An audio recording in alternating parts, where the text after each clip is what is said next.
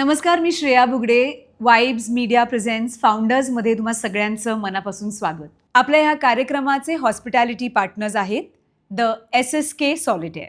आणि आता आपण भेटणार आहोत डॉक्टर गीत पराग पटनी हिला, जी फाउंडर आहे गीत योगा आणि फिटनेस अकॅडमीची. गीत ही जगातली सगळ्यात यंगेस्ट योगा टीचर आणि योगा कोच म्हणून ओळखली जाते. वयाच्या अवघ्या 14व्या वर्षी तिने 2 डॉक्टरेट पदव्या मिळवलेल्या आहेत. त्याचबरोबर meditation, kids yoga, sports yoga, aerial yoga आणि प्राणायाममध्ये तिच्या एक्सपर्टीज आहेत. चला तर भेटूया डॉक्टर गीत पटनी यांना. Geet, welcome to our show. Thank you.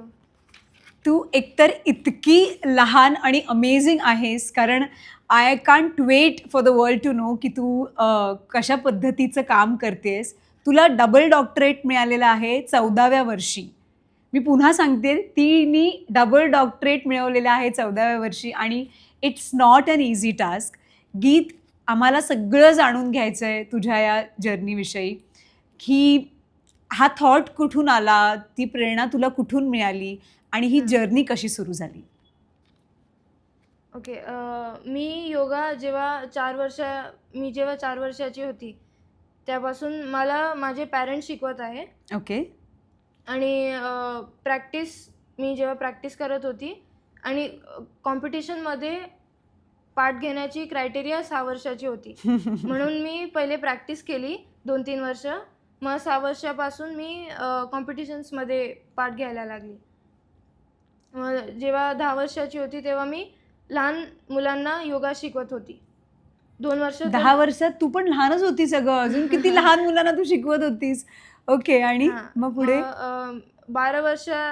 2 वर्षानंतर मी जेव्हा 12ची होती तेव्हा मी योगाची एक्झाम दिली. म्हणजे ज्यांना मेडिकल प्रॉब्लेम असतात त्यांना शिकवायला. मग ती एक्झाम देऊन मी मोठ्यांना पण शिकायला लागली. मी एक रेकॉर्ड केला होता, 1 मिनिटात 40 आसनं करायचे. त्यात माझं नाव world book of record, world wide book of record, international book of record आणि इंडिया बुक ऑफ रेकॉर्डमध्ये आलं होतं. आणि मग मी एक लॉकडाऊनमध्ये एक प्रोजेक्ट केला होता. प्रोजेक्टचं नाव yoga and meditation improve kids psychology. त्यात एक प्रोजेक्ट केला आणि मग त्याची एक बुक बनवली. जेव्हा मी एक काम करूया, तू इथे येऊन बस, मी जाते इकडनं. मी तिकडे पण बसण्याच्या पोझिशनमध्ये नाही आता, कारण आय डोंट नो, म्हणजे ह्या अखंड सिरीजमध्ये मी इतके इंटरव्ह्यूज घेतलेत. But Geet, I am sorry to cut you, पण you are such an inspiration. Because तू इतक्या, आय डोंट नो, म्हणजे जेव्हा आपण म्हणतो की ही येणारी पिढी भरकटत चालली आहे का माहीत नाही, त्यांचा फोकस आहे की नाही. At the same time there are young kids like you who are doing this. And it's absolutely amazing. Absolutely so proud of you. आणि जितके आपले व्ह्युअर्स आज वाइब्स मीडियाचे जे कोणी व्ह्युअर्स आहेत ते बघणार आहेत, I am sure they are going to be so inspired by your work. So again sorry, तू कंटिन्यू करू शकतेस. So you came up with a book. Yes. त्यात मला PhD मिळाली कोलंबिया युनिव्हर्सिटीमधून, घाना युनिव्हर्सिटी आणि कॅलिफोर्निया युनिव्हर्सिटीमधून. आणि मी आता 3 PhD होल्डर आहे. My heart is sinking. बाप रे, वाव. कसं वाटतं? How do you feel? Like, मी अर्थात तुला पुढचे प्रश्न विचारणार आहे, पण हॅज इट तुला सिंक इन झालंय की आपण इतकं सगळं अचीव्ह केलंय, का you are just doing your thing? हे करण्याची प्रेरणा माझ्या वडिलांनी आणि आईनी दिली आहे. तर छान वाटतं, म्हणजे एक रिस्पॉन्सिबल वाटतं. पण अपार्ट फ्रॉम दीज क्वेश्चन्स, मला सांग की तुझे मित्रमैत्रिणी असतील, right, of your same age, आणि ऑब्व्हियसली ते वेगळं काहीतरी करतायत, वेगळं शिक्षण घेत आहेत. So what do they have to say about you and everything that you have achieved? ते कसे रिॲक्ट करतात तुझ्या या सगळ्या अचीव्हमेंट्सना? ते म्हणतात की ते प्राऊड आहे माझ्यासाठी. I am sure. तर ते पण मला प्रोत्साहन देतात की तू पण पुढे जाऊन चांगलं करू शकते. त्यांना सांग यार मी ऑलरेडी खूप चांगलं केलंय. बट आय एम शुअर की तुझे पुढचे प्लॅन्स पण खूप मोठे असतील अँड हो. You are a dreamer, so I am sure you are going to हां. Dream big. आणि सगळ्यात छान गोष्ट काय झाली आहे माहिती आहे तुझ्या आयुष्यात, की ह्या सगळ्यामध्ये तुझे आई वडील तुझ्या पाठीशी आहेत आणि हां. They are your inspiration. हो. आणि I am also a living example of this, की ज्यांच्या पाठीशी, ज्या मुलांच्या पाठीशी त्यांचे आई वडील असतात, जे आय थिंक मोस्टली सगळ्याच मुलांच्या असतात, आणि त्यांचे आशीर्वाद, त्यांचं पाठबळ आपल्याबरोबर असलं, त्यांचं विजन आपल्याबरोबर असलं, की sky is the limit and हां. You are sitting here as a big example of that. हां. So again very very proud of you. Thank you. Geet, I'm going to come to our next question की since you're this youngest yoga teacher, हां. instructor, तुझी स्वतःची academy सुद्धा आहे, हो. Right? So तुझे personal एक 28 देशांमध्ये हो. तुझे सगळे स्टुडंट्स आहेत असं मी ऐकलंय, आणि त्याचबरोबर 68 अदर कंट्रीज मधले स्टुडंट्स तुझ्या अकॅडमीशी हो. जोडलेले आहेत.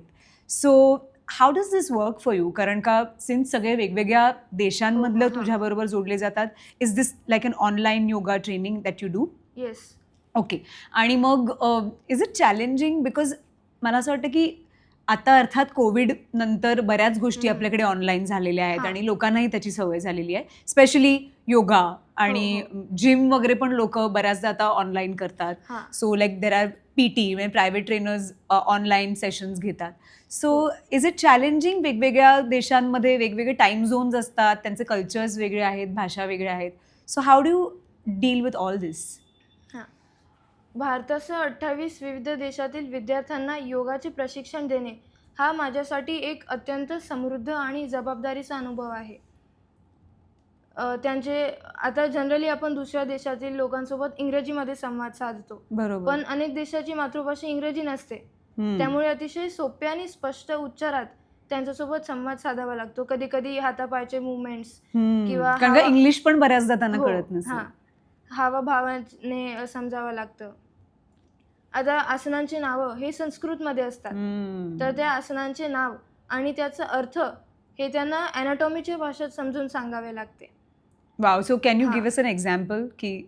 आता भुजंगासन. हां. Bhujangasana it is a cobra pose, hmm. म्हणजे पाठ अशी पाय मागे बरोबर. आणि आणि पूर्ण कोब्रासारखं तसं. आणि सो असं त्यांना समजावं लागतं. समजावं लागतं. प्रत्येक देशाचे आपले आपले कल्चर, कपडे, लाईफस्टाईल वेगवेगळे असतात. त्यामुळे प्रत्येकाचे सांस्कृतिक आणि वैयक्तिक कम्फर्ट झोनला आदर केला जातो. योगातील सात्विक आहार विचार मांडताना कोणावरही जबरदस्ती न लादता त्यामागील वैज्ञानिक कारण आम्ही त्यांना समजून सांगतो. आता वेगवेगळ्या देशाचे हवामान, खाण्यापिण्याचे सवयी आणि जीवनशैलीमुळे प्रत्येकाचे त्यांचे शारीरिक लवचिकता, क्षमता आणि सहनशक्ती वेगवेगळी असल्यामुळे त्यांना आम्ही आसन मॉडिफाय करून शिकवतो. आता कोणाची फ्लेक्झिबिलिटी कमी असते तर त्यांना थोडं मॉडिफाय एक बिगिनर सारखं ट्रीट करतो, आणि ज्यांचे ॲडव्हान्स म्हणजे करू शकतात, फ्लेक्झिबिलिटी चांगली आहे, त्यांना थोडं ॲडव्हान्स शिकवतो. सो मला विचारायचं होतं की हे सगळं करताना तू तुझ्या हेल्थकडे, I am sure because this is a busy, sounds like a busy day, like every day you'll be very busy doing all this. So तू तुझ्या आरोग्याची काळजी कशी घेतेस या सगळ्यामध्ये? तुझंही स्वतःचं एक रेजिम असेल आणि मग त्याच्यात यू हॅव एन अकॅडमी, तुझे प्रायव्हेट क्लासेस आहेत, सो ते तू कसं सगळं बॅलन्स करतेस? मी रोज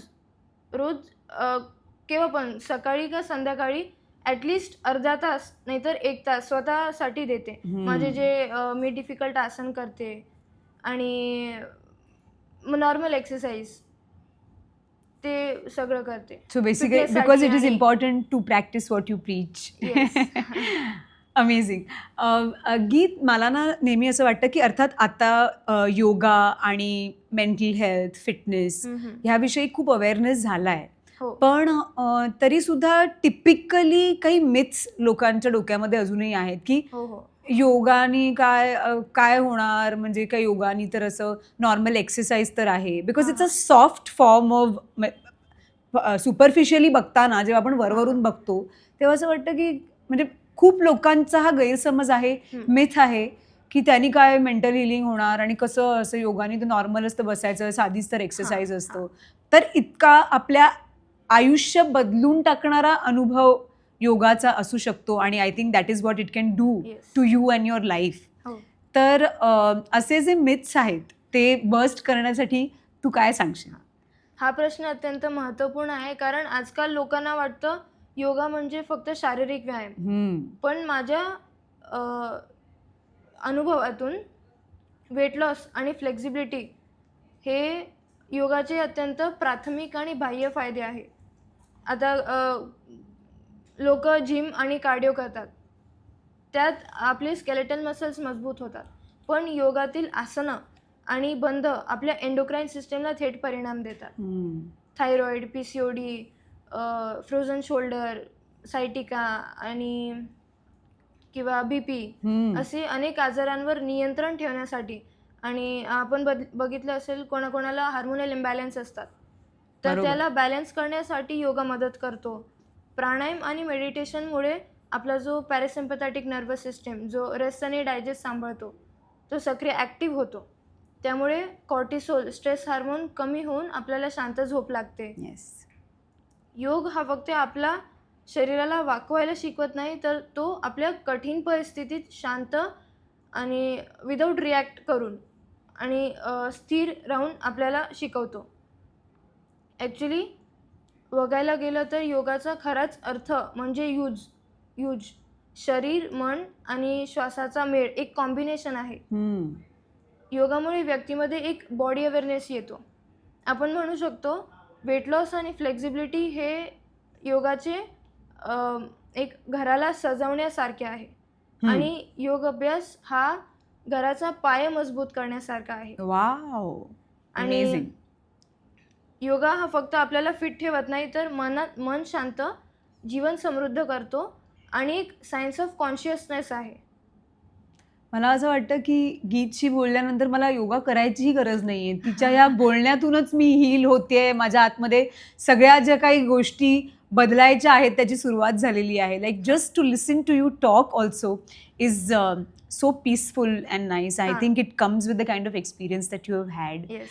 पण and I am sure Geet, तुझ्या अकॅडमीमधली जी तुझे स्टुडंट्स आहेत त्यांनी सुद्धा नॅशनल लेवलवरती, इंटरनॅशनल लेवलवरती खूप ॲक्कलेड्स मिळवलेले आहेत आणि ते सुद्धा तुझ्याच पायावर पाय ठेवून नाव मोठं करतायत आपल्या देशाचं. How do you see this and कसं वाटतं तुला ह्याविषयी, काय सांगशील? चॅम्पियन घडवणे हे केवळ योगासन शिकण्याची गोष्ट नाही, ती ॲथलेटिक माइंडसेट, मनात एक माइंडसेट यायला पाहिजे की आपण एक ॲथलेटिक आहे. आणि परफेक्ट टेक्निक, कोणत्याही स्पोर्ट्सला तुम्ही जा, एक परफेक्ट टेक्निक असते त्या स्पोर्ट्स करायची, ते निर्माण करण्याची एक गोष्ट प्रक्रिया आहे. आणि सगळ्यात आधी जेव्हा पण आमच्याकडे कॉम्पिटिशनच्या संदर्भात येतात, तर सगळ्यात आधी आम्ही त्यांचा कॉन्फिडन्स, स्ट्रेचिंग, स्टॅबिलिटी, स्ट्रेंथ हे सगळं वाढून घेतो. मग आसनं करण्याची टेक्निक म्हणजे कोणत्या स्टेप्स आहेत त्याला परफॉर्म करण्याची, कसे स्टेप्स घ्यायचे, कसे सोडायचे, ब्रीदिंग टेक्निक, परफॉर्मन्स कसा ठेवायचा, छोट्या छोट्या गोष्टींची मिस्टेक्स अवॉइड कशी करायची, ते सगळं आम्ही सांगतो. आणि सगळ्यात म्हणजे आसनं करण्याच्या आधी आम्ही त्यांना एक वॉर्मअप आणि स्ट्रेचिंग एक्सरसाइजेस शिकवतो, ज्यामुळे त्यांना जास्त ताणल्यावर दुखापत, इंजुरी होणार नाही. ओके. आपण एक एक्झाम्पल घेऊ शकतो. परीक्षेच्या आधी आपण जशी एक रिव्हिजन करून घेतो, तसंच स्पर्धेच्या किंवा योगासन करण्याच्या आधी एक वॉर्मअप करणे गरजेचं आहे. बरोबर. त्यांना आता चॅम्पियन बनण्यासाठी केवळ लवचिकता असून चालत नाही, त्यासोबत स्ट्रेंथ आणि स्टॅमिना पण गरजेचा आहे. बरोबर. त्यामुळे आम्ही त्यांना एक बॉडीवेट ट्रेनिंग पण प्रोव्हाइड करतो. स्पर्धेच्या म्हणजे जेव्हा स्पर्धा असतात, बरोबर, त्याच्या आधी कोणाकोणाला स्टेज फिअर असतो, नर्वसनेस, एन्झायटी, ते कमी करतो आणि मनात एक कॉन्फिडन्स आणि फोकस हे तयार करतो. आता तुम्हाला अजिबात हे कारण नाही आहे सांगायला की मी योगा करू शकत नाही, माझ्याकडे वेळ नाही आहे, बिकॉज गीत ही इतकी इन्स्पिरेशनल आहे आणि इतके सगळे फायदे योगाभ्यासाचे तिने तुम्हाला सांगितलेले आहेत की नक्की नक्की तुम्ही ह्याचा लाभ घ्या, फायदा घ्या. आणि आय एम शुअर की गीत आत्ता नाशिकमध्ये आहे, पण जसं मी तुम्हाला म्हटलं की जगभरात तिचे स्टुडंट्स आहेत, तर असंच तुझं नाव आणखीन मोठं होऊ दे. आत्ता तू फक्त 18 वर्षाची आहेस, हो. तर अजून पुढच्या 10 वर्षांनी जेव्हा मी तुझा इंटरव्ह्यू पुन्हा घेईन तेव्हा आय एम हो. शुअर की अजून मोठ्या उंचीच्या शिखरावर तू पोचलेली असशील. हो. Thank you Geet for coming here, Welcome. For inspiring so many young minds. आणि you are an inspiration to every living being on this planet right now. If you can do it, anybody can do it. Yes, त्याच्यामुळे thank you. Keep going आणि all the best to you. तुझ्या पुढच्या सगळ्या वाटचालीसाठी आमच्याकडनं तुला अनेक शुभेच्छा आणि खूप प्रेम. Thank you so Thank much you. For being Thank with you us. very much.